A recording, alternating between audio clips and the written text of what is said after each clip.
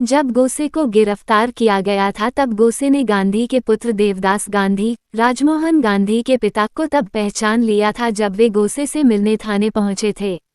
इस मुलाकात का जिक्र नाथूराम के भाई और सह अभियुक्त गोपाल गोसे ने अपनी किताब गांधी वध क्यों में किया है।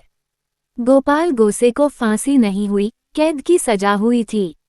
जब देवदास गांधी पिता की हत्या के बाद संसद मार्ग स्थित पुलिस थाने पहुंचे थे तब नाथूराम गोसे ने उन्हें पहचाना था। गोपाल गोसे ने अपनी किताब में लिखा है, देवदास शायद इस उम्मीद में आए होंगे कि उन्हें कोई विभत्स चेहरे वाला गांधी के खून का प्यासा कातिल नजर आएगा, लेकिन नाथूराम सहज और सौम्य थे। उनका आत्मविश्वास बना हुआ था। देवदास ने जैसा सोचा होगा उससे एकदम उलट। नाथूराम ने देवदास गांधी से कहा, मैं नाथूराम विनायक गोसे हूँ, हिंदी अखबार हिंदू राष्ट्र का संपादक। मैं भी वहाँ था जहाँ गांधी की हत्या हुई।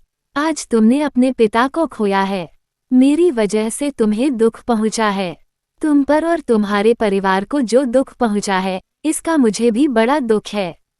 कृपया मेरा यकीन करो, मैंने ये काम किसी व्यक्तिगत रंजिश के चलते नहीं किया है। ना तो मुझे तुमसे कोई द्वेष है और ना ही कोई खराब भाव। देवदास ने तब पूछा, तब तुमने ऐसा क्यों किया? जवाब में नाथूराम ने कहा, केवल और केवल राजनीतिक वजह से। नाथूराम ने देवदास से अपना पक्ष रखने के लिए समय मांगा लेकिन पुलिस ने उसे ऐसा नहीं करने दिया। अदालत में नाथूराम ने अपना वक्तव्य रखा था जिस पर अदालत ने पाबंदी लगा दी। गोपाल गोसे ने अपनी पुस्तक के अनुच्छेद में नाथूराम की वसीयत का जिक्र किया है, जिसकी अंतिम पंक्ति है, अगर सरकार अदालत में दिए मेरे बयान पर से पाबंदी हटा लेती है, ऐसा जब भी हो, मैं तुम्हें उसे प्रकाशित करने के लिए अधिकृत करता हूँ। ऐसे फिर नाथूराम के वक्तव्य में आखिर है क्या? उसमें नाथूराम ने इन पहलुओं का जिक्र किया है। पहली बात, वह गांधी का सम्मान करता था। उसने कहा था, वीर सावरकर और गांधी जी ने जो लिखा है या बोला है उसे मैंने गंभीरता से पढ़ा है। मेरे विचार से पिछले 30 सालों के दौरान इन दोनों ने भारतीय लोगों के विचार और कार्य पर जितना असर डाला है उतना किसी और चीज ने नहीं। दूसरी बात जो नाथूराम ने कही, इनको पढ़ने और सोचने के बाद मेरा यकीन इस बात में हुआ कि मेरा पहला दायित्व हिंदुत्व और हिंदुओं के लिए है, एक देशभक्त और विश्व नागरिक होने के नाते। 30 करोड़ हिंदुओं की स्वतंत्रता और हितों की रक्षा अपने आप पूरे भारत की रक्षा होगी, जहां दुनिया का प्रत्येक 5वां शख्स रहता है। इस सोच ने मुझे हिंदू संगठन की विचारधारा और कार्यक्रम के नज़दीक किया। मेरे विचार से यही विचारधारा हिंदुस्तान को आज़ादी दिला सकती है और उसे कायम रख सकती है। एपी इस नज़रिए के बाद नाथूराम ने गांधी के बारे में सोचा। 32 साल तक विचारों में उत्तेजना भरने वाले गांधी ने जब मुस्लिमों के पक्ष में अपना अंतिम उपवास रखा तो मैं इस नतीजे पर पहुंच गया कि गांधी के अस्तित्व को तुरंत खत्म करना होगा। गांधी ने दक्षिण अफ्रीका में भारतीय समुदाय के लोगों को हक दिलाने की दिशा में शानदार काम किया था, लेकिन जब वे भारत आए तो उनकी मानसिकता कुछ इस तरह बन गई कि क्या सही है और क्या गलत, इसका फैसला लेने के लिए वे खुद को अंतिम जज मानने लगे। अगर देश को उनका नेतृत्व चाहिए तो यह उनकी अपराजयता को स्वीकार्य करने जैसा था।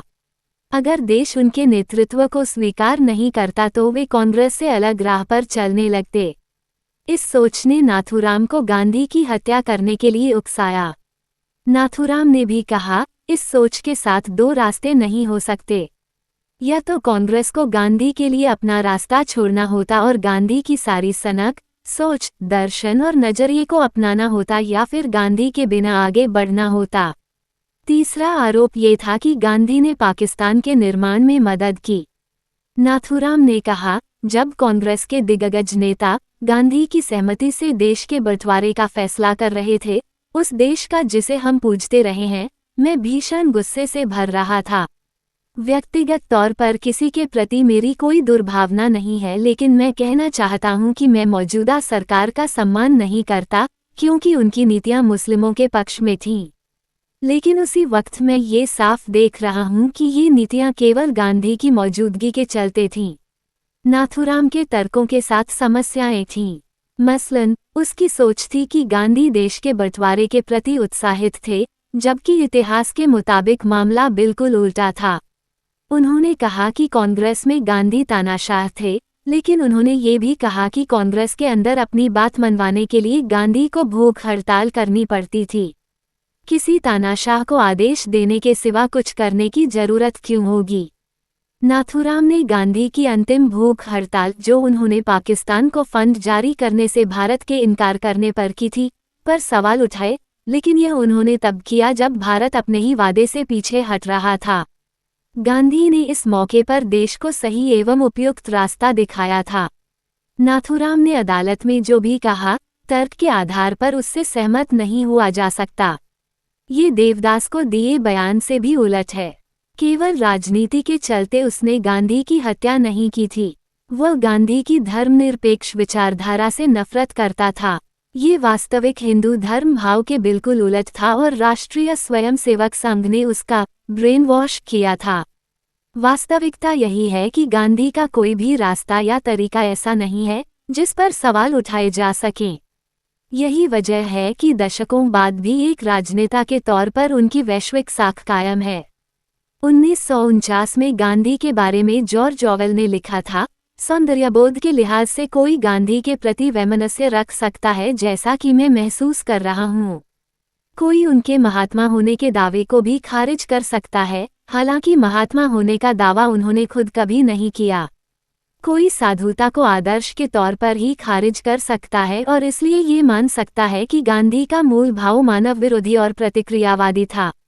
लेकिन एक राजनेता के तौर पर देखने पर और मौजूदा समय के दूसरे तमाम राजनेताओं से तुलना करने पर हम पाते हैं वे अपने पीछे कितना सुगंधित एहसास छोड़कर गए हैं।